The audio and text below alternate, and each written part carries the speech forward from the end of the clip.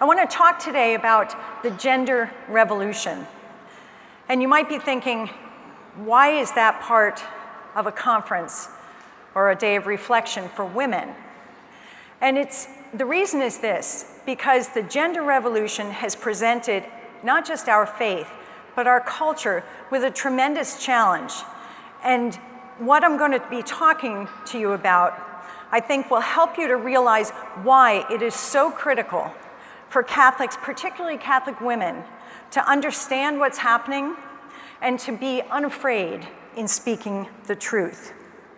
So first, a couple of contextual statements or disclaimers, really. I'll be talking a lot about how this movement has advanced through our culture. And in doing so, the descriptions or the things I'm talking about activists. I'm talking about the people who are the powers behind this. I'm not talking about your neighbor who may be struggling with gender dysphoria. I'm not talking about your uncle who says he's gay. I'm not talking about those individuals. I'm talking about how this phenomenon has spread through the culture. I also want to point out that while you're going to see, or I'll be raising issues that point to the giant lie behind all of this, it's important also to realize that the pain is real. The people who are struggling with these issues, their pain is real. And they need our compassion and our support and our help. The problem is the answers they're getting from the culture are not going to bring them joy, peace, or healing. But that pain is real, and we never want to forget that. And the third thing is, as I've been working on this issue for probably almost 4 years now. And when I first started speaking to groups about it, at the end of the talk, I would talk to people in the audience one-on-one, and people would come up to me and say, yeah, my friend's friend now identifies as transgender. Now when I go places, whether it's a big or small audience, invariably I'm meeting people who come up to me and say, it's my daughter, it's my godson. In other words, this has come home to Catholic families. This is an issue that none of us can escape because really it has ramifications for all of us. So let me dive right in. What are the key questions I'm going to talk about? First, what is the gender revolution? What does it mean when we talk about gender or transgender? How does this square with Catholic teachings or align with Catholic teachings? What's the impact on our culture? What's the impact on our children? And then finally, what does this mean for us as Catholic women? What can we do? How can we be a positive force for the good? So first question, what's the gender revolution? In a nutshell, it's a clash of anthropologies. There are two competing visions of the human person. There's the Christian view of what it means to be a human person, created by God, body and soul, a unity of body and soul, with an eternal destiny. We're not just a bunch of molecules that are going to disintegrate and that's the end of us when we die. We're made male and female. The other anthropology, some call it an androgynous anthropology, says something very different about the human person. It's called the gender revolution because it truly is having revolutionary impacts in our culture. In 2017, January, National Geographic put out not just its magazine, but they did videos, they did interviews, they did a whole social media campaign celebrating the gender revolution. Some of you, when I grew up, National Geographic was a place where you could find beautiful pictures of birds and exotic lands and things, but no, they're celebrating the gender revolution. So if you can see the images there on the screen, this was their cover, and they had two alternate covers. One cover had this child wearing pink there named Avery. Avery is a boy. By the time he was about 2 or 3, he started wanting to play with girl toys, and he liked girl clothes and wanted to grow his hair long. And his parents kind of took note of this, which, those are stereotypical things. They don't mean someone's not the sex they are. But his parents decided to sort of go with it and let his interests drive his activities. But more and more he began to express discomfort with who he was. And the turning point came for the family when he was about 4 years old, according to the mother. And she was shopping in Target. And she went to the boys section. He didn't want to buy clothes in the boys section.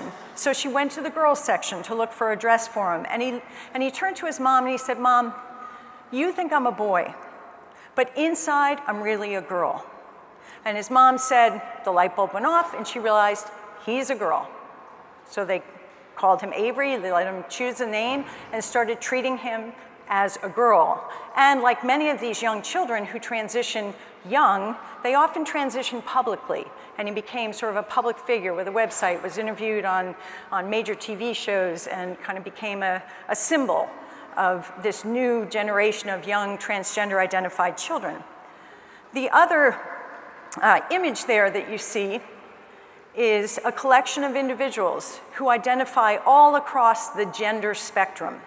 Now, there's not just male and female, but non-binary, transgender, all sorts of things. One interesting thing to note, as a woman, this caught my eye, there's not one person in that group, there's not one woman in that group who's happy to be a woman. There's a woman who identifies as a man, there's a man who's identifying as a woman, people identifying as non-binary, not one woman who simply says, it's great to be a woman. And so that is an undercurrent in this entire gender revolution. Women are losing that sense that there's something distinctive and good about being a woman, that somebody else can't come in and claim that and take that just by saying they're a woman. There is something real about who we are. So the gender revolution has progressed through society at a really rapid pace. For a lot of people, they weren't even paying attention to it until after the Supreme Court decision legalizing same-sex marriage in 2015, and then it seemed like everything was on to promote transgenderism. And that was no accident, because within those political movements, there was an agreement. The transgender folks helped pressure many of the states leading up to that Supreme Court decision to approve same-sex marriage, and it was payback time. And so that's what we've seen. Everything is all in on the transgender issue. But it's important to realize this is not a phenomenon that was just invented 5-10 years ago. It really has its roots in the ideologies, and for us here in the United States, the court decisions that separated sex from reproduction. Because once you separate sex from reproduction, and sex is only about a physical gratification, you lose the whole understanding of what's unique about men and women.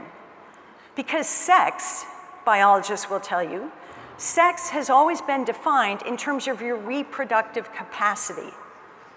So if you have sperm and you generate, you are male. If you have an ovum and you have a womb and you're receptive, you're female. That's how the dance of reproduction works. That's how sex has been defined, male and female, because of our reproductive capacity.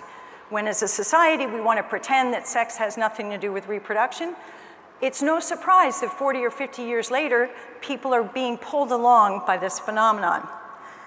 It's instructive when you look at cultures and you want to understand what a culture thinks about the human person. You look at how they explain to children what it means to be a person and how they got there.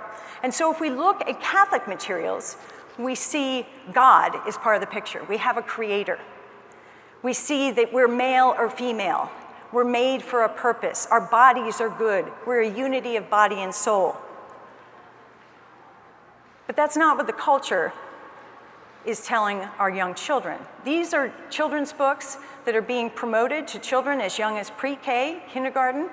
The one on the right, I Am Jazz, they just had a day of reading across the country in public schools and public libraries. It's a story about a boy who decided he was a girl, renamed Jazz, and eventually became a reality TV star, had his own doll, even though he claims to be she, and finally underwent gender reconstruction surgery. But these books are written to teach children an erroneous idea of who they are. So that book, Who Are You?, that you might be able to see in that image, when you read it, that's aimed at young children. Okay, so think kindergarten, first grade. And it says to the child, if you were reading this, it says, when you were born, the doctors and your parents took a look at your body and they guessed. They guessed whether you were a boy or a girl. But only you know for sure, because gender is something you decide. Okay, so that is the line, the narrative for young children. The gender wheel, it's similar, neither this idea that you could be neither a boy nor a girl. You're sort of in between, or you're fluid. So these are concepts that are being sold to the youngest children in our generation. It is a completely erroneous view of the human person. This image, some of you may have seen before. It's called the genderbread person. It's commonly used in school books. This particular image I took from a USAID training PowerPoint. Under the Obama administration, our government, when it was working with people overseas, the government was trying to communicate to people in other countries the official US idea of what a person was, and they were all into gender ideology. So they used this image to explain the human person. The thing to note here, whereas in Catholic anthropology, the Catholic vision of the human person, we're a unity of body and soul. I was created forever and always as a woman. Here, the idea is this, that the human person is separated into a variety of dimensions. You have your gender identity. That means your deeply held sense of who you are, whether you're a man or a woman. It's up here. You have your gender expression. It's what you do with your hair, your clothes, your interests, the things you like to do, the things that we might consider cultural or stereotypical. Your sexual orientation, who you're attracted to sexually. Your romantic orientation, who you feel lovey-dovey about. Your biological sex, your body as male or female. With the overriding thing here to note is that a person can line up on any different part of the spectrum in any of these dimensions. None of them have to go together. So that's the point that's made here, that you're a person composed of all these dimensions and nothing needs to align. You get to choose. There's an infinite or discover infinite variety of options as to who you might be. Well, the genderbread person has been replaced in many quarters by the gender unicorn. Why? Because some people thought the genderbread person looked a little too male. And we can't have that. But also, if you notice here, instead of saying biological sex, there was an important change of terminology. So now we call it sex assigned at birth. Again, with the idea that it's some sort of an arbitrary classification, that your body just happened to look like it fell into a certain category. So you're classified, you're assigned a certain sex at birth, as if there's nothing intrinsic to you being male or female. This gives rise to a wide variety of gender identities, with the one that's increasingly on the rise as being non-binary. That means that we're especially seeing that with middle school kids in high school identifying as non-binary. In other words, they like masculine things, they like feminine things, and they think that means that somehow they're not either a boy or a girl. They must be something else that they will then get to define. So they declare themselves non-binary. And there are certain states now that will allow you to put X on your driver's license so that you don't have to declare whether you're male or female, as if you never were a male or female. One thing to note, the word queer. When I was growing up, the word queer was considered derogatory. You would never call someone a queer. That term has been reclaimed by many people who are part of the LGBTQ movement. Why? Because that word means simply a rejection of things that are heterosexual, homosexual, or what is now called cisgender. You're transgender, if your identity, what you feel up here, doesn't match your body. So you're called transgender then. Well, the folks who are sort of pushing this in terms of vocabulary realize that when you have just people, and then you have transgender people, it makes it seem like being transgender is something that's not quite normal or natural. So they came up with a name for the rest of us. So we are now cisgender, as if human beings have two possibilities. You either match your body or you don't. And either one is perfectly healthy. So first point, don't let anyone call you cisgender. You're a woman. You're a woman. We know who we are.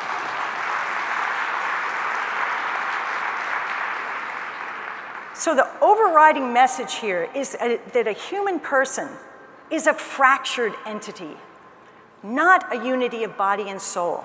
And there is no limit to the amount of splintering and fracturing along those spectrums. So literally, we can have as many genders as we want. Where did this come from? I won't go into the details here, but suffice it to say the term gender as applied to body and sexuality was only sort of invented in 1950s. And then it was claimed by feminists who liked the idea that your gender could be something separate from your body because they felt constricted by roles that seemed to be pegged to their bodies. And again, when I'm talking about feminists here, I'm not talking about feminists advocating for equal opportunity, but the radical feminists. And there was one in particular called Shulamith Firestone, who in 1970 wrote a book called The Dialectic of Sex.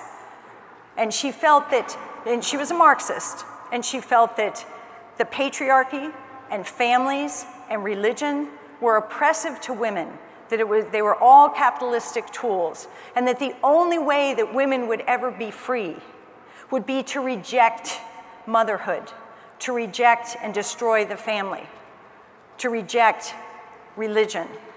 And so much of the roots of this gender ideology are atheistic. Now again, a caution here, that does not mean that anyone who believes this or who lives by it is an atheist. I'm not saying that. In fact, there are many good Christians and Catholics who are confused about this and embrace this ideology without realizing what's happening. But at its roots, this is atheistic. It says there is no God.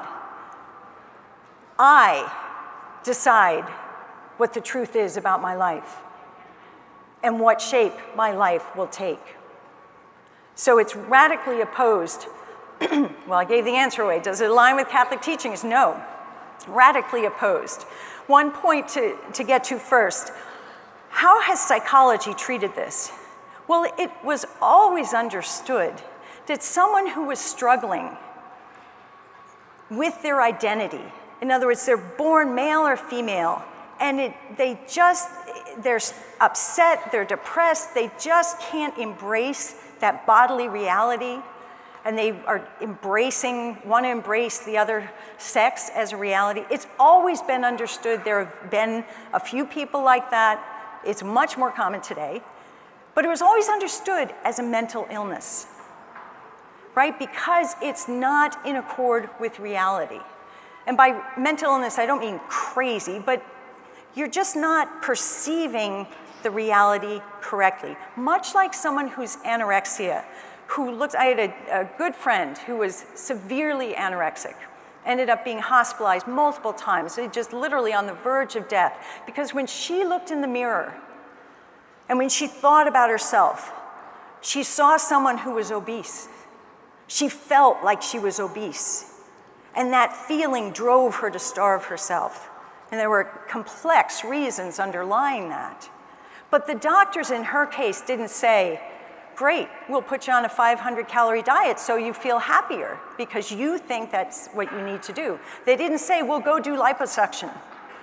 We'll get rid of that fat that you think you have. They said, let's figure out what's at the root of this. Let's untangle those wounds or those difficulties that are causing you to have this struggle. That should be the way we handle things like gender dysphoria and transgender identities. We should say, look, there's nothing wrong with your body, and that is the case. people who are identifying as transgender or non-binary, there's nothing wrong with their body. They have a perfectly fine male or female body. It's that their mind can't identify that or can't accept that. So it's the same sort of a problem. But what happened in 2012, the psychological community, under pressure from activists, changed the definition so it's no longer gender identity disorder, classified as a mental illness. It's now recognized as only gender dysphoria, which means the identity is not a problem. If you're born a woman and you identify as a male, psychological community says perfectly normal, perfectly natural variation in what humans do. The only problem is if it causes you unhappiness or negative feelings or depression, gender dysphoria. So the identity has been accepted. And where this is moving is now to this idea that we don't even call it dysphoria. We just say you're either gender congruent or incongruent. In other words, you match or you don't, all good. And in fact, I just came across a book that came out just a couple of days ago, or about a week ago, by a group called Gender Spectrum.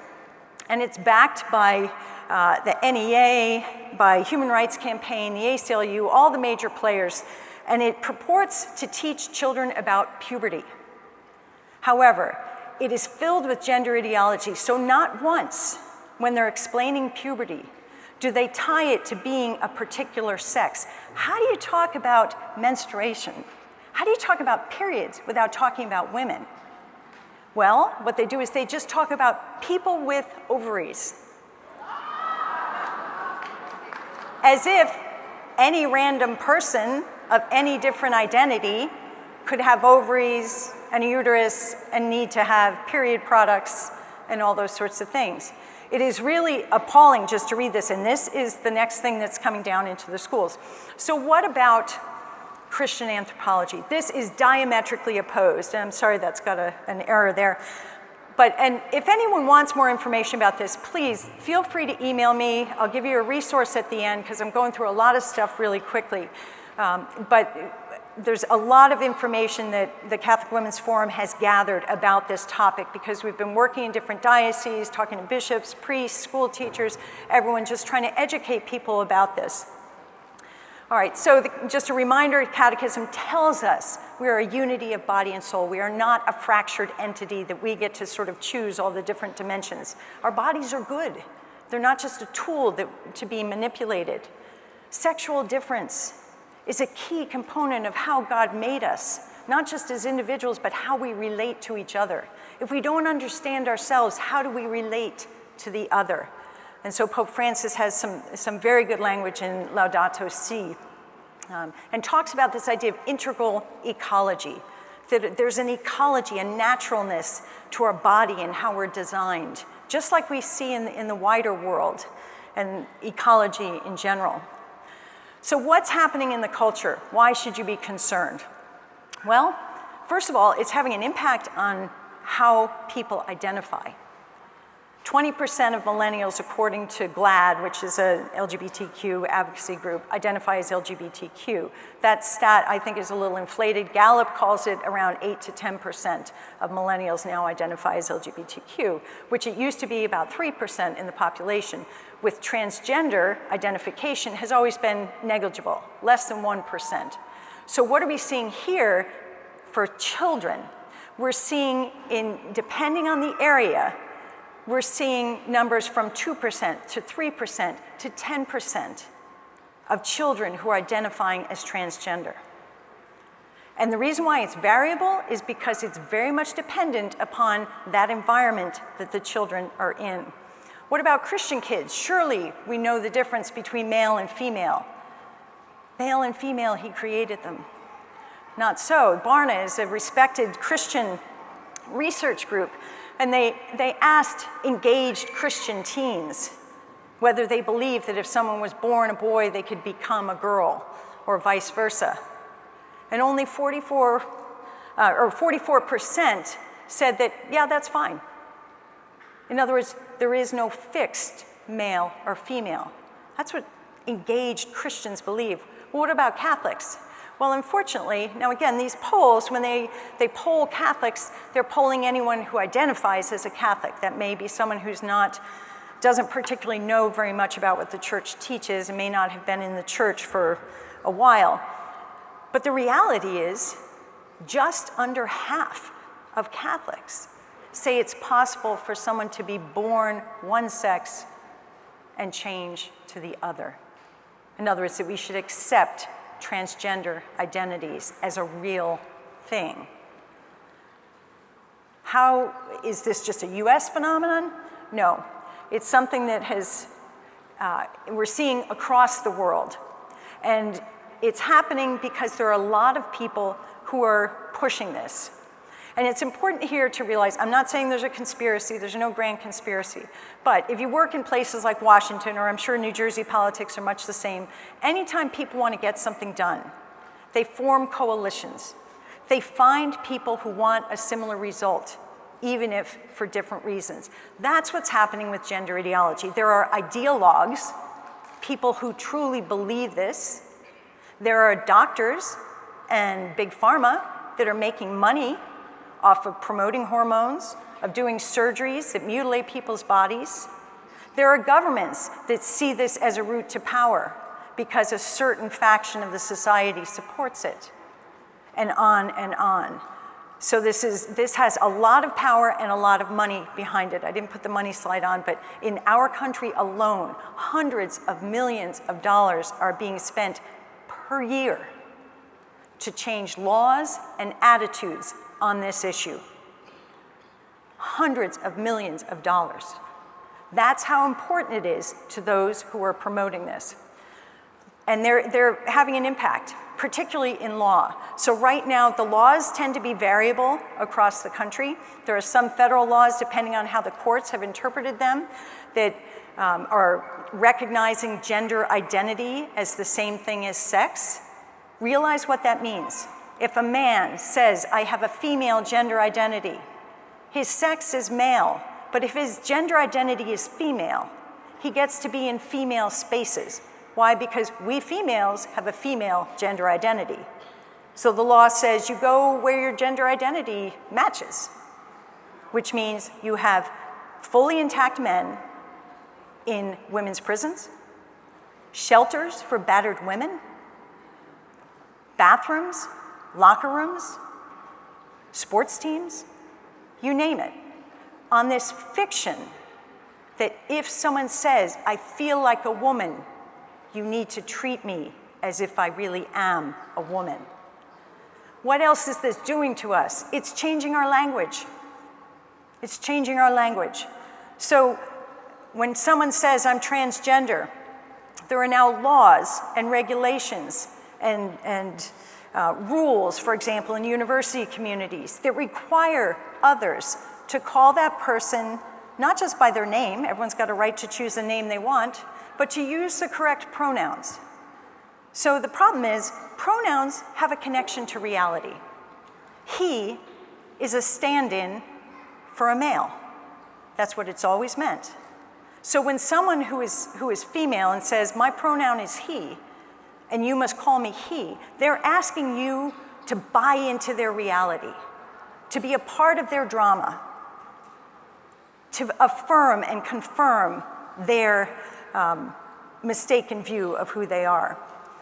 It's changing our language too in the way that I mentioned about the puberty booklet, where we don't say men or women have certain body parts. We just talk about body parts as if they're disconnected to the person. But we talk about pregnant men. Can't happen. Can't happen, right? Anyone who's been pregnant, you know that, right? Men do not get pregnant. They cannot get pregnant. But you will see the headlines, pregnant man.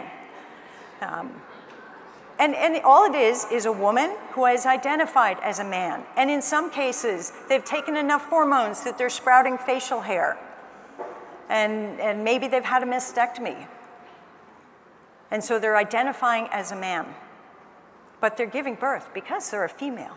That's the only way it works. But it's changing our language. It's dehumanizing us in terms of our language. So this was an actual poll in the UK, where they were trying to figure out if women were affected in their work lives by the experience of menstrual pain.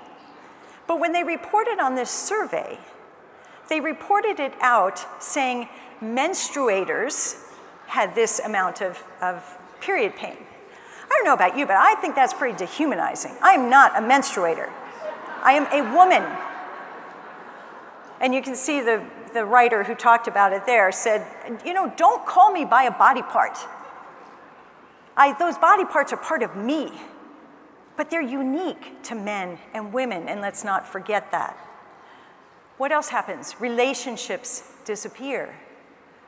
So I knew a man who decided he was a woman, and he was a public school teacher, and he found a lot of support within that community. The principal celebrated his new discovery of his real identity. His colleagues were very supportive. So he comes out and says, I'm a woman. Well, what happened? His wife lost her husband. His children lost their dad, who now wanted to be a mom, but he wasn't really their mom. His parents lost their son because he would no longer identify and acknowledge that he was their son. So these kinship relationships are being deformed by this misuse of language. And our idea of family then makes no difference whether you're male, female, or anything, and then that leads to where we are now in terms of children being viewed as commodities. You buy sperm, you buy an egg, you buy a woman's body, you rent a woman's body so she can be a surrogate, so that people can have babies in unorthodox ways. Fashion, makeup, all these things are being represented now by transgender folks. In other words, men pretending to be women are selling us these products. We're celebrating the idea of drag. I'm from Virginia. We had a very public spectacle about a month ago where our governor was found to have been wearing blackface when he was in school and was rightfully called out for that behavior. And yet, we're all supposed to laugh when men dress up as women and mock women in drag. And I'll tell you from unfortunately having to watch a number of drag performances just in the course of my work, not in person, thank God, but the language and the mockery towards women, towards women's bodies, is very much a part of that whole performance. And yet we're celebrating this. We're celebrating when a child decides to be a drag performer. So there's an underlying undercurrent, I think, of misogyny to a lot of this. We're celebrating male athletes who identify as women and then beat girls. Connecticut sprint championships for the past 2 years have been won in the girls division by men, by boys who identify as girls. So they're cleaning up, they're winning.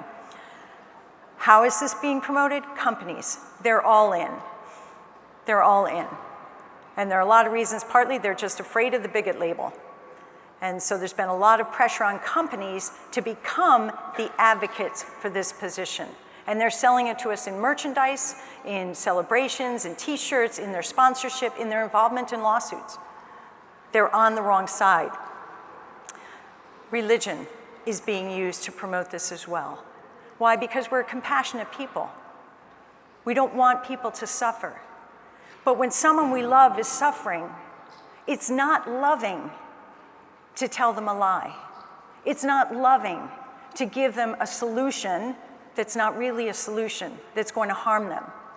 But yet there are organizations out there targeting Catholics to change their viewpoints on this. So what's the impact on our children? It's destabilizing. It's confusing, particularly because there are books that are targeted towards them, books, TV shows. These are just the ones I put up here, just targeted towards younger children. It's coming into the schools through the anti-bullying programs first. That was the first way in, as if we didn't know how to teach children for decades and decades and decades not to be bullies, how to be kind. But now, under that justification, we have to teach them this whole vocabulary of gender and affirming everyone, and how we have to make the environment safe for everyone. And the only way to do that is if we're all on board with this. So in the schools, language is changing, the curriculum is changing. New Jersey, they just passed a law that says they're incorporating LGBT history into the history curriculum starting next year. But the scariest thing is this. New Jersey already has regulations that if your own child is exhibiting gender confusion, the school will not tell you unless the child says it's okay.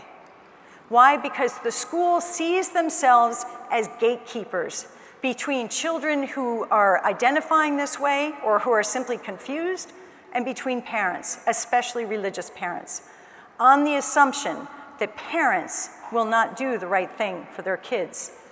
And this slide was actually from a teacher training in Broward County, Florida, where they were explaining how to be welcoming and inclusive towards transgender kids. And the first time they talk about parents in that whole slide deck was this slide where they show parents standing there saying, it's better this way, as they've obviously just kicked the kid out of the house. So what they're telling teachers that parents are not to be trusted. Even though when you poll teachers, half of them believe this stuff, half of them don't. Half of them are firmly grounded in reality, and yet their jobs are on the line. So there's a narrative that what good parents do is they support their kids in coming out, that they listen to the wisdom of their children, and they go along with it. I always thought parents were supposed to make sense of the world for children. One of my kids used to love the movie Balto. Some of you who are older may remember that. It was about a husky, a dog. She would gallop around the house, pulling her brother in this makeshift thing as if she were a dog. She loved doing that. Should I have said, yeah, you're a dog? I don't think so,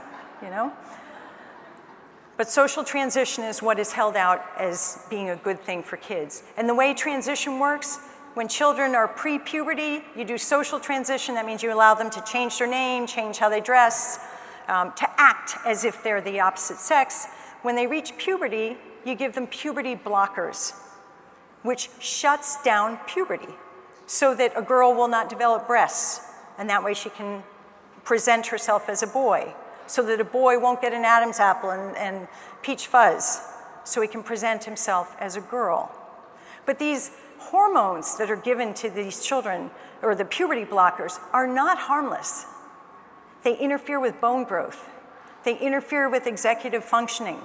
It used to be that everyone understood that in adolescence your identity consolidates and that a lot of this confusion would dissipate. Not anymore. So children are being encouraged. Social transition, at puberty, you do puberty blockers, and then you go on cross-sex hormones at the age of 15, 16. You know what happens when you put a girl on cross-sex hormones? She's going to be sterilized, especially if she has never gone through her normal puberty. Same thing with a boy. If you haven't let his sexual organs develop, and then you give him the opposite sex hormones, he will never be fertile. So we are sterilizing children in order to affirm a very confused delusion. And this is being celebrated. And it's unnecessary because in the past, we've had children who had these confusions. If you leave them alone or you help sort out the underlying problems, most of the time it dissipates. When you put them on the funnel that's going to lead them towards this, when you put them on this transition track, most of them go on to want to fully transition. In other words, it's a self-fulfilling prophecy. And the danger for parents is this. The medical community has embraced this. And so whereas a few years ago, there used to be just a few gender centers or gender clinics around the country, there are now closing in on 50. Almost every major medical center has one. And they've got waiting lists of 600, 700 kids. So this is being pushed. Again, think why? Doctors, pharmaceutical companies, therapists, people who really believe this stuff, they're making money off of this. This is a new business. And unfortunately, children suffer. So And just to realize when a child transitions, a girl, 15, 16, they're allowing them to have mastectomies so that they'll feel more like a boy, so that it confirms their gender identity. As young as 17 and 18, it's supposed to be 18, but there are cases, and I've seen it in the medical literature, of children, boys, as young as 17, who've been castrated. Their genitals chopped off. And yet, the complications that go along with that and what it takes for a male to keep a hole in his body that his body thinks is a wound. In other words, they make what they call a neo-vagina. They put a hole in him. His body wants to close that hole, just like when you got your ears pierced, right? Your body wants to close that hole. So what it takes for these children to keep their bodies modified to match the opposite sex is tremendously complicated. And we haven't even begun to talk about the mental illness component of all of this. So this, in no way is this good for children to encourage them to transition. And parents, unfortunately, if your child's confused, you say, okay, I'll talk to my pediatrician, they send you to a gender therapist. Anyone who's called a gender therapist is almost by definition on the wrong side. And that's what, there have been some stories that have come out with parents realizing that they were just lied to by someone who had an agenda. And now there is a group of young people, particularly young women, who are coming out. They're called detransitioners. In other words, they have gone through this progression. And they've come out on the other side because they've realized even having a mastectomy, even taking male hormones, all those things, they're still depressed. They're still having anxiety. It didn't fix their problems because the underlying problems aren't solved by cutting off perfectly good body parts, by giving you hormones. You have to dig deep. And in many cases for young women, it's a case where they've been sexually abused and they reject, they split off from their female identity, or there's something in their family background that's been dysfunctional. And so it's really tragic, but these are voices that need to be heard. And yet those who are promoting this are shutting those voices down. So what do we do about this? What do we do about this? Well, first, the good news is the truth is the truth. We can't live a lie for too long without the consequences becoming clear. Good people need to be reminded of the truth. And I find that particularly with parents. Every parent who's got a confused kid, they want what's best. But when they ask those who should be guiding them in a healthy direction for advice, these days they're being pushed in the wrong direction. Give parents the confidence that they know their child. They know the truth about their child. If they gave birth to a boy, they've got a boy. He didn't just become a girl. And he wasn't always a girl. That's another linguistic trick that, he always was a girl. I just didn't know it. Well, no. Our bodies are part of who we are. So speak the truth. But there's an opportunity here, too, that's really important.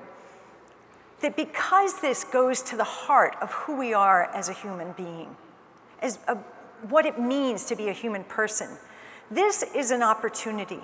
It's an opportunity for us to share with others that there is a better vision. And the truth is always a better vision, right? Living in the lie is never good for us, even if it feels good in the short term. But this is an opportunity because people are wrestling with this, and most people of good common sense say, this doesn't sound right, but I don't want to be unkind. But we need to affirm the truth about the human person. And then we need to promote Catholic schools, because this is coming particularly through the school systems. And there was an ethicist, actually, who wrote a paper that came out last year, and she was saying that parents ought not to have the right to refuse this kind of transgender treatment for a child who is confused. That parents shouldn't even have the right to do that. And she also said that the schools need to be the mechanisms to educate children about all of this transgender stuff, so that even if parents don't go along with it, the children will be sucked in by it. So these are real dangers, but again, this is a real opportunity because the truth is the only way. And to be a man, to be a woman is a wonderful thing. And as confused as our society has become, to me, it speaks of a deep need to hear the truth. So have courage. Have courage. Be willing to speak the truth. And at the same time, accompany those who are struggling. And Pope Francis has written and spoken in some wonderful ways about this. You don't have to affirm the lie to stand beside someone and say, I know you're suffering, I want to help. But if they start to walk off the cliff, you pull them back. You don't walk off with them. And that's the difference. We have to accompany them in the right direction. So remember the truth, be bold. Be bold, live in the truth, speak the truth, love others, and never let that confusion get to you. You are a Catholic woman, and that's a great thing. Thank you very much.